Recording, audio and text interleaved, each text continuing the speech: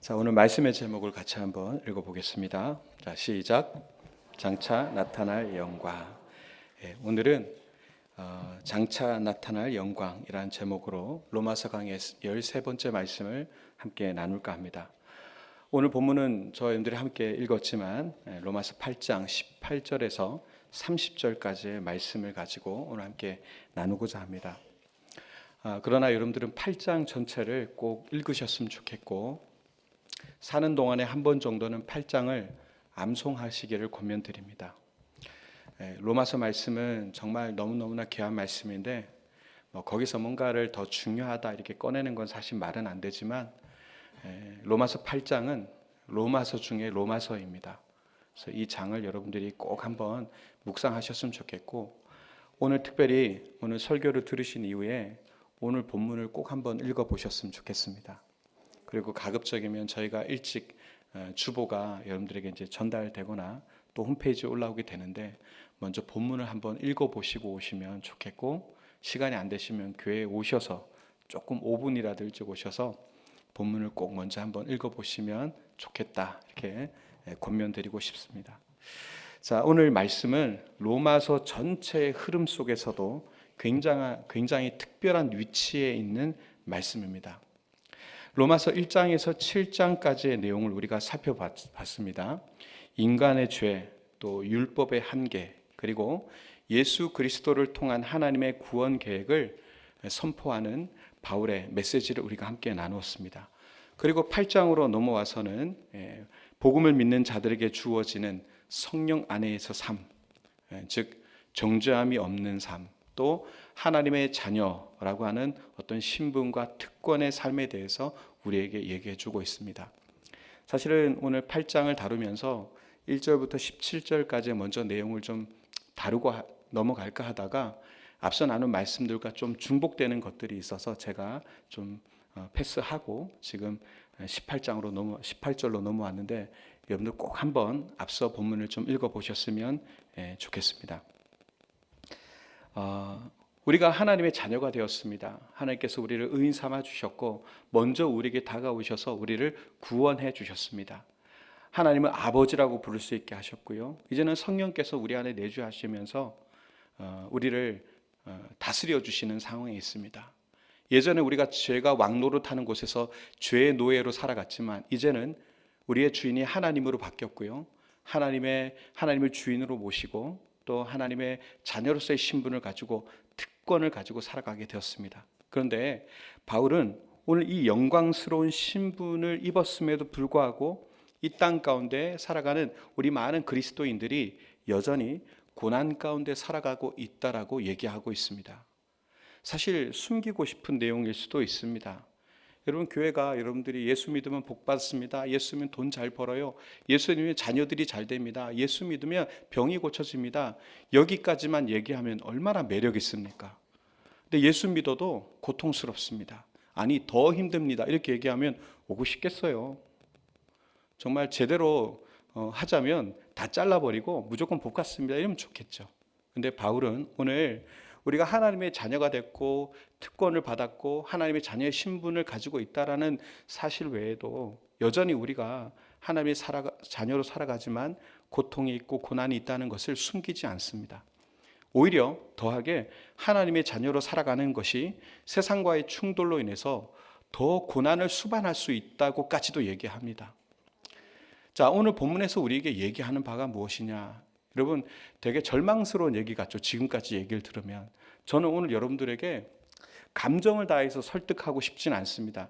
있는 그대로를 가지고 여러분들에게 말씀을 드리고 싶고, 그러나 부디 성령께서 역사하셔서 여러분들의 심령을 좀 흔들어 주셨으면 좋겠고, 또 이 말씀 때문에 여러분들이 소망을 얻으셨으면 좋겠습니다. 제가 오늘 이 말씀을 정말 잘 전하고 싶어요. 근데 1부, 2부 때도 너무 제가 설교하는 게 못마땅해요. 입을 좀 이렇게 좀 하나님께서 어떻게 좀 해주시면 좋겠어요. 자, 오늘 본문은 그렇습니다. 하나님의 자녀들이 겪는 현실의 고난을, 이 고난을 어떻게 바라봐야 되는지, 여전히 우리가 하나님의 자녀임에도 당하는 그 고난을 우리가 어떻게 이해하고 바라봐야 되는지, 그리고 과연 그 고난이 어디를 향하고 있는지를 신학적으로 아주 실제적으로 설명하고 있는 장이 오늘 8장이고 오늘 본문인데, 저는 이 말씀 묵상하면서 그런 생각이 들었어요. 이게 바울의 심장 소리가 들린다, 이런 생각이 들었습니다. 이 말씀을 전할 때 바울은 정말 이 로마 교회의 성도들을 향해서 정말 이 가슴에 사무치는 말씀을 전했지 않았을까, 이런 생각이 들었고요. 이 고통 중에도 신앙을 잃지 않았던 본인 스스로의 아주 깊은 신앙의 간증이기도 하겠구나, 이런 생각이 들었습니다. 그 읽다 보니까 계속 묵상을 하면서 가슴 한쪽이 뻐근해지는 그런 경험도 하게 되고, 또 저 눈앞에 뭔가 빛이 열리는 듯한 그런 느낌도 받았습니다. 부디 여러분들에게도 오늘 말씀이 그러한 감격이 또 감동이 있었으면 좋겠는데, 그러시기를 저는 기도하고 올라왔습니다. 오늘 바울이 18절에서 이렇게 얘기합니다. 생각하건대 현재의 고난은 장차 우리에게 나타날 영광과 비교할 수 없도다. 자, 현재의 고난, 어둠입니다. 그러나 나타날 영광, 빛입니다. 이 과정 속에서 이 고난에 대한 이해를 우리가 하게 될 텐데, 이 말을 언뜻 들으면 현재의 고난은 장차 우리에게 나타날 영광과 비교할 수도 없다. 그 고난을 다 덮고도 그 영광이 크다, 이렇게 얘기했기 때문에 지금의 고통을 우리에게 덜어주는 듯한 그런 느낌이 있죠. 그러나 단순히 우리의 고통을 덜어주려는 이빠른 얘기가 아닙니다. 이것은요, 우리의 삶을 바라보는 눈, 또 고난을 받아들이는 태도, 그리고 소망을 기대하는 자세, 이 모든 것들을 송두리째 바꾸는 복음의 감동이자 시안이자 그 다음에 눈이라고 볼 수 있습니다. 이 말씀은 이렇게 얘기하죠. 고난은 끝이 아니다. 고난은 여정이다. 이렇게 얘기합니다. 고난이 끝이 아니라 고난은 여정이다. 그 고난을 여정으로 바라보게 하고요. 그 여정 가운데 역사하시는 성령님과 하나님의 섭리를 우리가 바라볼 수 있도록 조명케 해주시는 말씀이 바로 오늘 본문입니다. 그래서 오늘 이 말씀을 따라서 저는 세 가지의 메시지를 여러분들에게 전할 것인데요. 이 하나의 흐름 안에서 여러분들에게 전할 겁니다. 마지막에 저는 확인할 시간이 없을 것 같습니다. 설교가 오늘은 조금 길거든요. 자, 이 세 가지의 주제는 단절된 주제가 아니라 고난의 자리에서 영광의 자리로, 고난의 자리에서 영광의 자리로 향하게 나가는 믿음의 어떤 여정 속에 아주 긴밀하게 연결되어 있는 신앙 고백이거든요. 이 신앙 고백이 저와 여러분들의 고백이 되시기를 축복합니다. 자, 첫 번째 메시지는 고난은 끝이 아니라 새로운 생명의 진통입니다. 여러분, 고난이 좋습니까? 싫습니까? 싫어요. 저도 싫습니다. 고난이 좋은 사람이 어디 있겠습니까? 고난은 아프고 또 불편하고 괴롭고 때로는 삶의 어떤 전체를 막 뒤흔들어 놓기도 합니다. 그런데 오늘 바울은요, 그 고난을 어떻게 비유하냐면 해산의 고통으로 비유를 합니다. 단지 고통을 합리화하려는 것이 아니죠. 그 고통이 생명을 낳게 하는 통로, 과정이다라고 얘기하는 것이죠. 모든 피조물이 탄식하고 또 고통하고 기다리고 있다라고 또 22절에서도 얘기합니다. 22절을 제가 자막을 준비는 안 했는데, 피조물이 다 이제까지 함께 탄식하며 함께 고통을 겪고 있는 것을 우리가 아느니라. 모든 이 땅의 피조물이 다 고통 가운데 있다라고 얘기합니다. 그리고 그것을 기다리고 있다, 다 알고 있고 그것을 뒤에 가서는 기다리고 있다 얘기합니다. 과연 이 고통 속에서 무엇을 기다리느냐? 그것은 바로 하나님의 자녀가 온전히 드러나는 그날, 구원의 완성이 되는 그 순간을 향해서 우리가 기다리고 있다, 이런 표현이 됩니다. 금방 읽었던 22절에서 피조물이 함께 탄식한다, 이 얘기를 들을 때 우리는 그냥 피조물이 탄식이라는 것이 자연의 훼손이라든가 환경적 위기 이런 것들을 생각할 수 있지만 그게 아닙니다. 그것은 저와 여러분들도 피조물입니다. 이 땅의 모든 피조물들이 죄로 인해서 무너진 질서, 하나님께서 창조하신 아름다움이 다 깨어 박살나버린 이 현실에 대한 탄식, 그것이 바로 피조물의 탄식입니다. 그 탄식 안에 우리도 그렇게 놓여 있습니다. 마찬가지로 우리가 그렇습니다. 하나님의 자녀가 되었습니다. 근데 여전히 어떻습니까? 죄로 인해서 죄의 결과 열매들을 맛보며 살아가죠. 우리는 늙어갑니다. 병들어갑니다. 때로는 실패합니다. 좌절합니다. 여전히 깨어진 질서 속에서 죄의 열매를 따먹으면서 그렇게 살아가고 있습니다. 넘어집니다. 여기에 대한 탄식이 우리에게 있죠. 근데 그 탄식이 그저 아프다, 괴롭다, 외롭다, 슬프다가 아니라 믿는 우리에게 그 탄식은 뭐냐 하면 이제 우리가 하나님의 자녀로서 하나님의 나라를 꿈꾸고 소망하며 구원받은 확신이 있지만 궁극적으로 이루어질 하나님의 그 구원의 완성의 때 속량, 몸의 속량, 구원의 완성을 기다리면서 탄식하는 것이죠. 23절 말씀을 보면 이렇게 되어 있습니다. 그뿐 아니라 감사해요. 이거 제가 자막 안 드렸는데 같이 읽어보겠습니다. 시작. 그뿐 아니라 또한 우리 곧 성령의 처음 익은 열매를 받은 우리까지도 속으로 탄식하여 양자될 것 속량을 기다리느니라. 아멘. 여러분 이 말씀을 여러분들이 한 3번 정도만 읽으면 금방 이해하실 수 있습니다. 성령의 처음 익은 열매를 받은 우리까지도 속으로 탄식하며 양자될 것. 우리가 누구의 양자됩니까? 하나님께서 우리를 양자 삼아 주셨잖아요. 그죠? 우리의 속량을 기다리느니라. 금방 얘기했듯이 우리는 우리의 몸의 속량, 양자되어 하나님의 구원의 완성을 이루는 그때를 향하여 탄식하고 있다라고 말씀드렸습니다. 근데 여기서 성령의 처음 익은 열매를 우리가 받았다고 했는데 이게 무엇이냐? 성령의 첫 열매를 받았다는 것은 이 세상이 전부가 아니라는 것을 아는 자들입니다. 자, 성령의 열매를 받은 자들은요, 우리는 이제 내세라고 표현하지만 하나님의 나라를 바라보게 됩니다. 하나님을 향한 믿음이 생깁니다. 하나님을 알기 전에는 이 땅의 모든 것이 죽으면 끝난다라고 생각했습니다. 그러나 하나님을 알았고 창조주이신 우리의 창조주를 하나님을 알았고 그분이 우리를 위해서 어떤 일을 행하셨고 우리에게 무엇을 주시려고 하신지를 깨달았어요. 그것이 바로 하나님의 나라를 우리에게 주시겠다라고 한 약속이죠. 그렇습니다. 그래서 성령의 열매를 받았다는 것은요, 하나님을 알았다는 것입니다. 그리고 하나님을 나의 주인으로 섬기겠다는 것이고요. 그분이 나의 아버지라는 것을 깨달았다는 것이고 그분이 나에게 주시는 것이 무엇인지를 알았다는 것이죠. 그렇습니다. 그래서 성령 자체가 완전한 완성은 아닙니다. 성령이 오셨다는 것은 우리가 누리는 구원의 첫 부분의 의미라고 볼 수 있습니다. 여러분들 안에 성령이 계시죠? 예. 그러나 우리는 여전히 고통 가운데 있는 것을 볼 때 이 성령이 우리 안에 들어왔다는 자체는 지금으로서는 우리에게 하나님의 구원의 약속, 나와 함께 하심, 이 땅에서의 어떤 분발과 승리를 의미하는 것이지만 궁극적으로는 이 성령님과 함께 하면서 하나님께 교제하는 가운데 삶을 살아가며 하나님께서 우리에게 약속하신 그 구원의 완성을 이루고 천국 백성이 되는 것까지 이르는 것입니다. 그러니까 우리에게 그런 영적 영안이 열리게 된 것이죠. 하나님의 나라를 바라볼 수 있는 영안이 열리게 된 것입니다. 에베소서 1장 13절 14절 말씀에 보면 이런 말씀이 있습니다. 너희가 믿어 성령의 인치심으로 받았다. 너희가 믿어 성령의 밑에 보시면 또한 믿어 약속의 성령으로 인치심을 받았다 이렇게 되어 있죠. 그리고 나서 뒤에 가면 이는 우리의 기업의 보증이 되었다. 자, 저 뒤에 나와야 되는데, 자 보시면 14절 처음에 이는 우리의 기업이 보증이 되었다 이렇게 나오잖아요. 이게 무슨 얘기입니까? 우리가 성령 우리 안에 들어오셨어요. 이건 뭘 의미합니까? 우리가 하나님의 자녀가 되었다는 것이고 성령께서 나의 다스리시는 주권자가 되셨다는 얘기잖아요. 그분이 나에게 들어왔다는 것은 내가 의롭게 되지 않은 이상은 들어올 수 없습니다.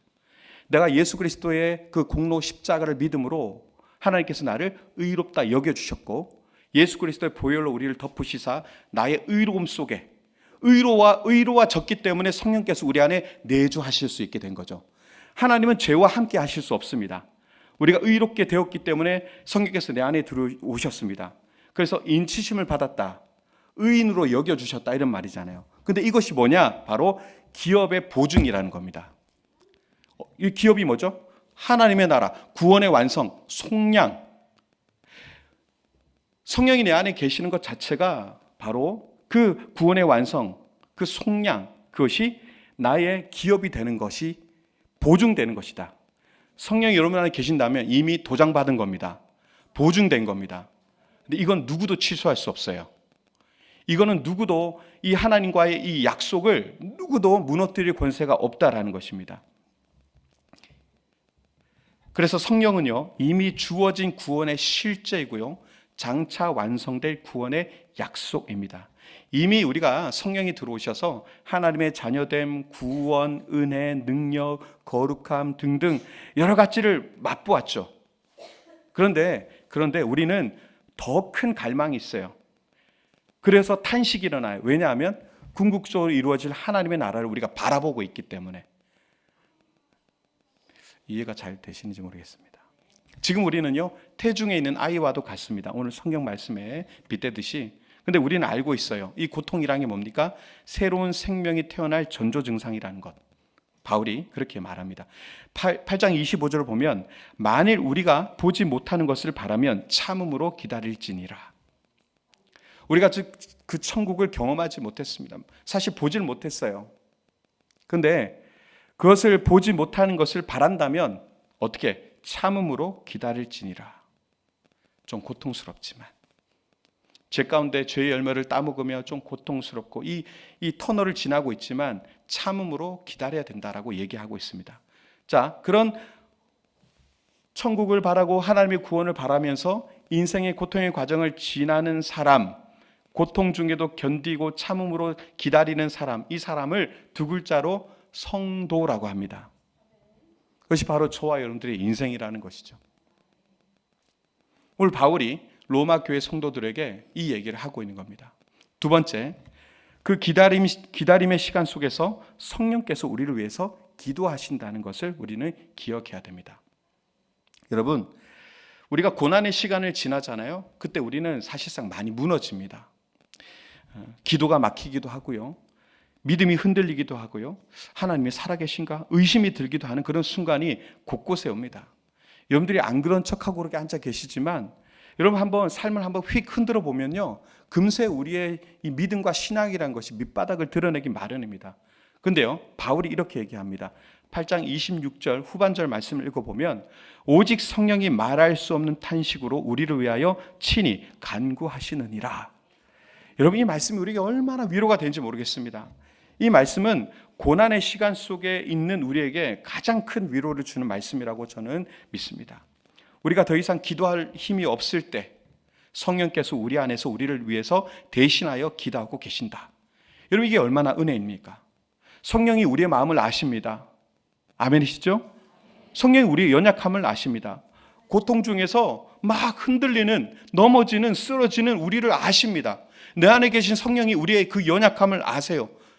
예수 그리스도를 믿고 교회 공동체 안에 들어와 하나님의 자녀가 되었습니다. 그렇게 고백하면서도 세상의 그 핍박과 어려움 속에서 흔들리는 우리의 연약함을 다 알고 이해하신다는 겁니다. 그래서 기도가 막히기도 해요. 흔들려요. 그런데 그때 내 안에 성령께서 무엇을 하신다고요? 나를 위해서 탄식하신다는 겁니다. 나를 위해서 중보하신다는 것입니다. 내 속에서. 기도도 막혀버렸어요. 너무 힘들어서 기도도 막혀버렸어요. 믿음이 없어진 것 같아요. 주저앉아 있어요. 그런데 내 안에 성령께서 탄식하면서 나를 위해서 중보하고 계신다는 거예요. 그런데 여기서 정말 더 중요한 것은 여러분, 성령께서 하시는 기도는요, 어떤 기도냐면 결코 실패하지 않는 기도라는 겁니다. 성령의 기도는 완벽해요. 하나님의 뜻을 너무너무 잘 알아요. 하나님의 뜻을 너무나 잘 아시고 그 뜻에 따라 기도하시는 분이십니다. 실패하지 않는 기도를 성령께서 나를 위해서 하고 계신다. 이게 얼마나 놀라운 사랑이고 얼마나 놀라운 자비입니까? 하나님은 우리에게 기도하라, 범사에 감사하라. 기도할 때 어떻게 하라 그랬습니다. 항상 어떻게? 기도할 때 어떻게 하라 그랬죠? 쉬지 말고 기도하라. 생각이 안 나서 앞에 거 다 얘기했다가 기도할 때 어떻게? 쉬지 말고 기도하라 그랬어요. 하나님은 우리에게 기도를 하라고 명령하시는 분이시기도 하지만 여러분, 우리가 기도하지 못할 때에도 우리 안에 계신 성령으로 하여금 친히 기도하시게끔 하는 분도 우리의 하나님이신 줄로 믿습니다. 우리가 때때로 무너져도 여러분요, 하나님의 구원은 절대 무너지지 않습니다. 우리가 성령의 간구라고 하는 것은요, 여러분, 강력한 중보입니다. 여러분, 여기서 우리가 좀 알 수 있는 부분이 뭐냐면, 그래서 우리가 고난의 시간을 보내고 있습니다. 연약합니다. 부족합니다. 그래서 모든 것들이 어둠이고 망한 것 같아요. 그러나 그것은 인간에게 있어서는 절망의 시간인지 모르겠지만, 여러분 그 순간에 하나님의 탄식과 중보가 더욱더 강렬해지는 시간이기에, 오히려 그 고통의 터널 기간을 지나는 우리에게는 하나님의 사랑이 더욱더 깊이 스며들 수 있는 정말 놀라운 사랑의 시간이라는 것을 우리는 함께 기억해야 됩니다. 성령의 기도는요, 우리를 다시 일으켜 세웁니다. 다시 우리로 하여금 걷게 합니다. 여러분 이 은혜를 절대 잊지 마시기 바랍니다. 이 안에 누가 계신다고요? 성령님이 계십니다. 우리 말씀 전한 이후에 성령 찬양 부를 거예요. 성령이 우리 안에 계시기 때문에 우리는 늘 일어설 근거가 있습니다. 나의 의지, 나의 능력으로는 일어날 수 없어요. 그러나 내 안에 성령께서 늘 버티고 계시기에 그것을 붙들고 일어날 근거가 항상 우리에게 존재하고 있다. 기억하시기 바랍니다. 마지막 세 번째, 하나님은 결국 우리를 어떻게 하신다? 영화롭게 하십니다. 자, 29절 30절을 같이 한번 읽어보겠습니다. 자, 시작. 하나님이 그 아들의 형상을 본받게 하기 위하여 미리 정하셨으니 이는 그로 많은 형제 중에서 맏아들이 되게 하려 하심이니라. 또 미리 정하신 그들을 또한 부르시고 부르신 그들을 또한 의롭다 하시고 의롭다 하신 그들을 또한 영화롭게 하셨느니라. 아멘. 여러분 로마서 8장에서 29절 30절은요 특별히 별명이 하나 있어요. 그게 뭐냐면 구원의 황금사슬이라는 별명이 있습니다. 사실 이제 성결교보다는 장로교회에서 이런 것들을 많이 다루는데, 보시면은 미리 아심, 또 미리 정하심, 장로교에서는 예정이라고 얘기합니다. 그 다음에 부르심, 그다음에 의롭다 하심, 이건 칭의죠. 그리고 영화롭게 하심, 이 5개가 이 29절과 30절 안에서 아주 연결성 있게 이렇게 진행되고 있습니다. 이렇게 5단계를 이렇게 연결되어지는 이 구속의 계획이요, 단 하나도 빠질 수 없는 연속성을 나타내고 있는 그런 구조를 가지고 있다. 그런데 이것이 단순히 어떤 쇠사슬 정도가 아니라 이건 하나님이 만들어 놓으신 구원의 계획이거든요. 근데 이거는 변치 않아요. 썩지 않아요. 변하지 않아요. 그래서 황금사슬이라고 별명을 놓은 겁니다. 미리 아셨고, 미리 정하셨고, 부르셨고, 의롭다 하셨고, 우리를 영화로 이끌어간다. 이게 남의 얘기가 아니라 저와 여러분들의 얘기입니다. 하나님께서 이렇게 완벽한 계획을 세우시고 우리에게 적용하신 거예요. 그래서 우리는 그렇게 구원받았고 영화를 향해 달려나가고 있습니다. 그런데 놀랍게도 이 표현이 전부 다요 과거형으로 쓰여졌어요. 이게 미래형이어야 되는데 과거형에 이미 이룬 것으로 나타납니다. 사실 우리가 어떻습니까? 지금 영화에 이르렀습니까? 아니요. 아직 고난 중에 있어요. 아직 고난 중에 있는데도 바울은 마치 하나님께서 이 모든 것을 다 이룬 것처럼 얘기합니다. 그런데 이거를 그가 받아들인 거예요. 하나님께서 이미 이루신 이것을, 이미 이루었다고 말씀하신 이것을 받아들이는 것, 이게 뭘까요?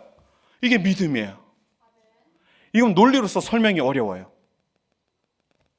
하나님의 이 하신 일을 가지고 내가 살아가는 현실을 그 믿음의 눈으로 이 현재를 바라보는 것, 그것이 바로 믿음이자 믿음의 눈인 줄로 믿습니다. 여러분, 이 사슬은요, 인간의 결단과 인간의 설계가 아니에요. 인간이 만들 수 없는 설계예요. 하나님만 가능하신 것입니다. 하나님께서 설계하셨고 하나님께서 작정하신 거예요. 우리가 붙드는 것이 아니라 하나님이 우리를 붙드시는 은혜입니다. 그것이 오늘 이 은혜의 황금사슬입니다.